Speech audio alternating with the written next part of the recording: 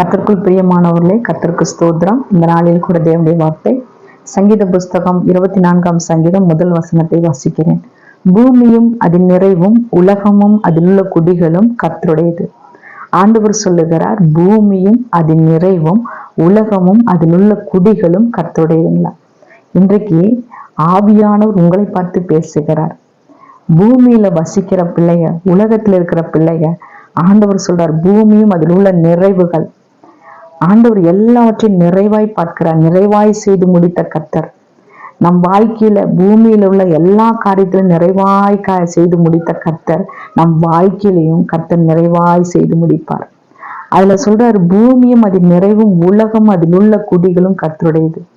எவ்வளவு உரிமை பாராட்டுகிறார் பாருங்க. பூமியில இருக்கிற பிள்ளைங்க, உலகத்துல வசிக்கிற பிள்ளைங்க எல்லாம் என்னுடையது என்று உரிமை பாராட்டுகிறார்.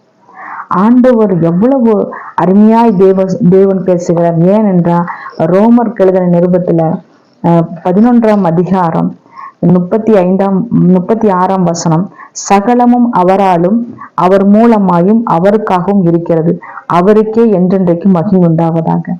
தேவனாகிய கர்த்தர் சொல்லுகிறார் பாருங்க, சகலமும் அவராலும் அவர் மூலமாயும் அவருக்காக இருக்கிறது.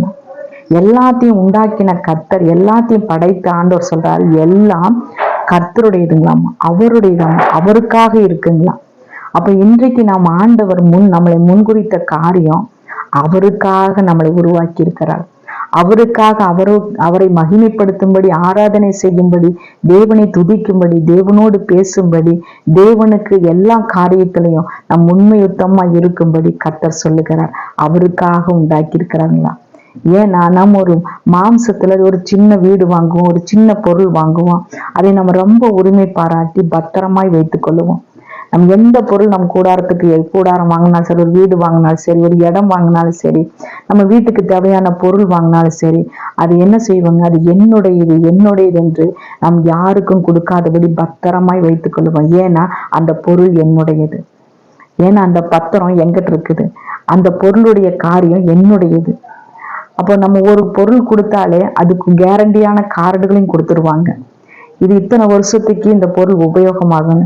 அதே போல தேவனாகிய கர்த்தர் சொல்றார், பூமியும் அதன் நிறைவும் உலகமும் அதில் உள்ள குடிகளும் கர்த்தருடையது.